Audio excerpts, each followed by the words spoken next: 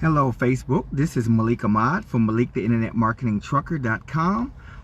All one word, obviously. Today I'm going to talk about how I hold myself accountable. There's several techniques that I use to hold myself accountable. One, like I said, every morning I get up, I do motivationals, I do go over my vision board, and I go over my daily goals. And in those goals, obviously, those kind of fire you up to make sure that you're keeping yourself accountable. Like, for instance, I have one in my Tradera business. My goal is a pretty lofty one. Not 90 days. 90 days, my goal is to hit a rank they call Duke. Duke is about $12.50 a week residual income. That's the plans for that particular business. But I also have other businesses that I'm involved with. I'm also creating a product myself for a product launch. Hey, Dewana, I hope I said your name right. How you doing, Dewana? So I hope I said your name right. But I'm creating a product also.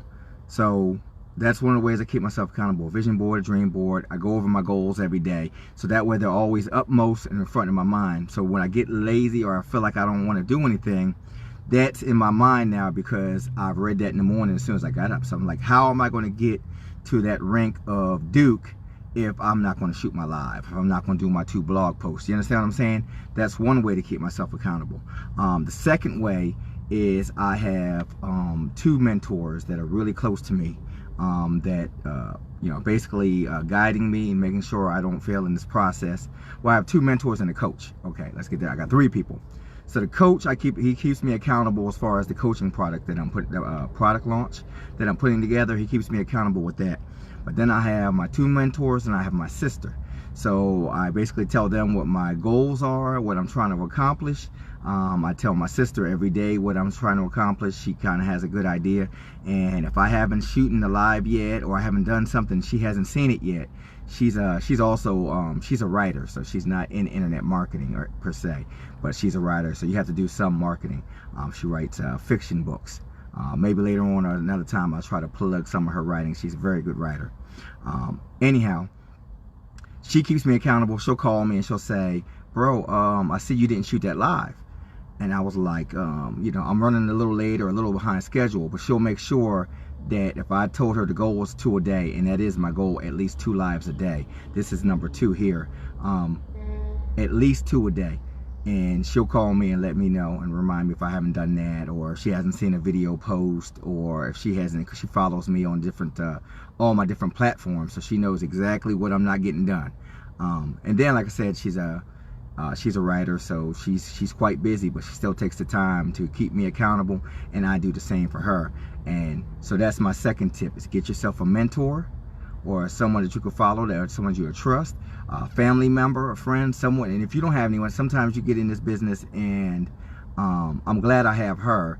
But before she got into doing books and internet marketing and stuff like that, she wasn't in it. So I was kind of in this industry by myself. And when you're in it by yourself, you have to find outside people to keep you accountable and hold your feet to the fire. At the end of the day, it's all about accountability to yourself.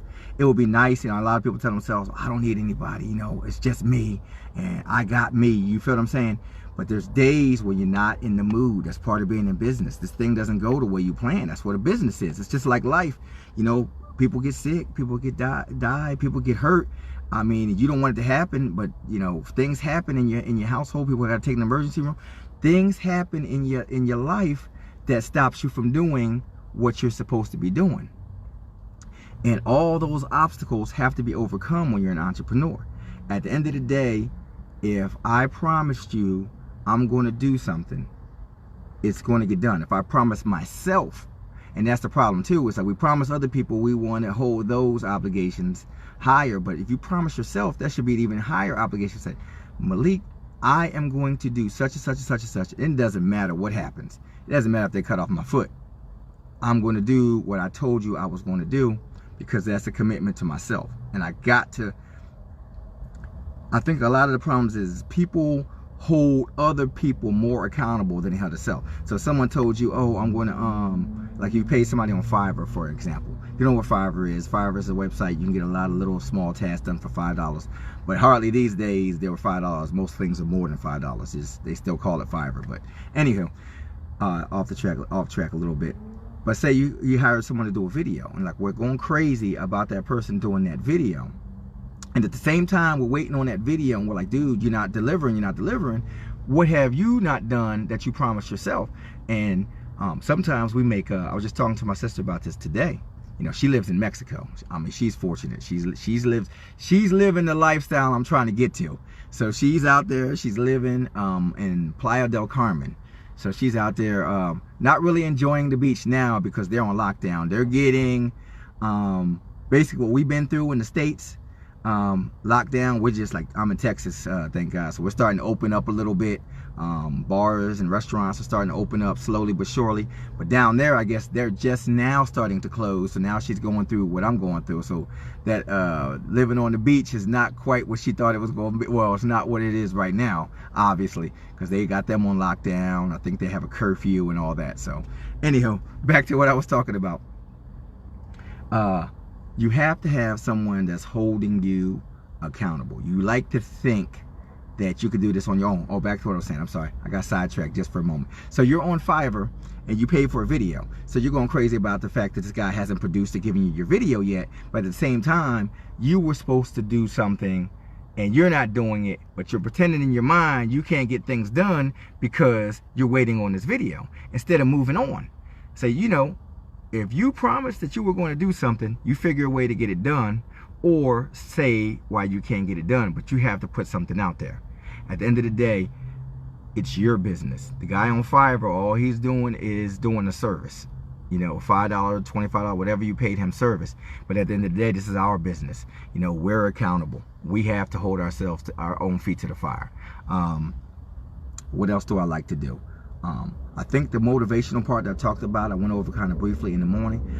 It's so key, and I think I talked about this a little bit earlier this morning as well on my live. It's so key to put that constant positive energy in, because like I said, there's days where you're not going to want to do it. Like this week here, I'm a truck driver by trade, for those who don't know, and I usually deliver to hospitals and clinics. That's why I was considered essential, because obviously I'm supplying hospitals and clinics. But there's another part of our business where we're in a smaller truck, what we call a straight truck, and you deliver to patients. And you had to actually, you know, there's piles of boxes on pallets, and you have to, you know, down stack them onto the dolly the people into the person's house and put them the way they want them. You know, sometimes you got to take it upstairs. So it's a lot of manual labor, and I haven't done that in years. I used to do that about 2 or 3 years ago before I transferred into the tractor trailer, the 18-wheeler. But so I've been so exhausted because my body is not used to it. So I've been so exhausted. I held my ground and I got done everything that's on my list that's supposed to get done every day. Now there's extra things that I do when I can. You understand what I'm saying? It's a business, you do all you can, but the minimum that I promised myself that I'm gonna get done, it's gonna get done no matter what. You understand what I'm saying? I was exhausted. You know, your little t-shirts that you wear, all white from the salt that comes out, my shirt, I got a headache right here over top of my eyes because I'm not used to being in the sun, because you're taking the pallet, you're sitting in the person's driveway and you're down stacking it, and that sun was beating me up. My dumb butt didn't have a hat on. I mean, it was a rough week for me. And people who see my lives, if you're watching now, you to go back and watch my other lives earlier this week, Friday, for example, Thursday, I think, and Tuesday. Oh man, I was hurting. You could see it in my face. I was like, man, I went home and crashed. I mean, I was exhausted. But I think what I'm really trying to get the point across to you is, if you're serious about changing your life, if you're truly serious about changing your life, you have to do the things you don't want to do. You got to do the things that you're too tired to do, and you have to do them consistently, every daggone day, no matter what. So what I would do is you on a notepad, piece of paper, you say, what are my things that have to get done every day? You 5, 6, 7, 8 things, whatever it is. You do those no matter what. I don't care what happens. Like I said, they cut off your leg, your foot, you know what I'm saying? They tell you you got diabetes, whatever the hell they tell you. You go to the emergency room, you get a heat stroke. These things are going to get done, period. And what I like to do is, I got to be at work at 5:30 in the morning. So I get up at 3. But those days I was telling you about, I was exhausted. You can look at those days and see that I didn't get up at 5. So I'm not going to lie and tell you I did. I'm talking all that trash, but I did not get up at 3 in the morning like I usually do. I got up around 4:30, 4:45. I was hitting that snooze. I haven't been so exhausted, but then I had to make up the work that I didn't do at 3 in the morning, because that's why I usually get up at 3 in the morning, is I get so much done because my whole household is asleep. I got like a little corner of my bedroom, so my wife is asleep, but I don't turn the lights or anything on. I get in that corner, I get on, look at my vision board in the morning, listen to my motivation, listen to some music to fire me up if I'm still not fired up, look at my goals, and then I get working on business. Then I'm working on business for about an hour, hour and a half before I have to go to work. Then I go to work, pre-trip my truck, get everything working, stop by the store, come back to my truck, fill it up with everything I need for the day, and if I got an hour or 45 minutes, whatever, I shoot a live. I decide on what I want to talk about, I shoot a live, maybe do some more work if I'm still early, and that's probably 2.5 hours right there in the morning that I'm getting to work on my business. Then when I come home, I do not now obviously because school has been out, but I used to come home, do help kids with schoolwork, math, then showers, get all the kids in the shower. If you're watching this, you don't know, I got 7 kids, 2 in college, so I got, my work's cut out there too. If I gotta make dinner, I make dinner. If my wife's too tired, I'll make dinner. She's been dealing with the kids all day because we got small ones too. We got a toddler, 3 years old. So that's another thing. I have a 60-day challenge I'm doing, and that's the point of the 60-day challenge. Is it's a lofty goal to be able to quit your job in 60 days, but I'm letting you see me work. I show you my time, how many hours, 12, 14 hours a day. You're seeing some of my home life and seeing what I got to do. And there's people who make it all the time who have their plates full, right? And that's the whole point of the 60-day challenge, is to show people that it can be done with your plate full, that you can do it. You can eke out little pieces of time here and there. You know what I mean? For me, spending money on the business was a problem. 7 kids, just me at the current moment working. My wife was working before this pandemic came down, but it's just me. We also have a couple family members staying with us now because obviously they're not working, and this thing's getting to be a nightmare. I don't know, it's going to be bad once this economy, you're only hearing stories about COVID-19 right now. I said, but when this economy starts opening back up, these stores open up, you're going to hear about people losing their businesses. Jobs are going to be slow to come back because they have to be. Because just because people think businesses have all this starting capital, have all this capital, and some of those guys will maybe have a month or 2 saved, that's it. So when you do open, you may not have a staff. You may have to try to rehire, but you might not even have the money to open back up the way you need to open back up because you were closed for so long. People don't realize how much of a shoot. It's almost like regular average day Joes, how we're paycheck to paycheck people, some of us, and that's how these businesses are. They don't have unlimited funds. So a lot of these guys and family businesses are never going to open back up. And so we're going to start hearing those stories shortly. So with that said, I know I'm going covering a lot of ground, but with that said, think about that. Now, which doesn't seem like it, is the perfect time to position yourself and start your own business. It's like, if my job wasn't considered essential and I wasn't still working, where would me and my family be? Where would my family and I be right now? Do you understand what I'm saying? The money they sent for stimulus would not help. It would not have covered. It's been 2 months, 2.5 months. If you imagine that, if you're living paycheck to paycheck, you get, say, $2,700 or whatever from the government, counting your kids and everything like that for 1 month. My bills are way more than that in 1 month, and I'm carrying everybody in the whole household because I'm one income. So imagine what some of these families are out here like. Imagine the condition that some of these people are in. You know, I'm thinking to myself, because I'm working every day and I see news stories every now and again, and we got like the food bank, our local food bank, they're holding food drives, and you just see like our stadium out here, Reliance Stadium, and you see the parking lot full of cars and them putting food and stuff in the cars.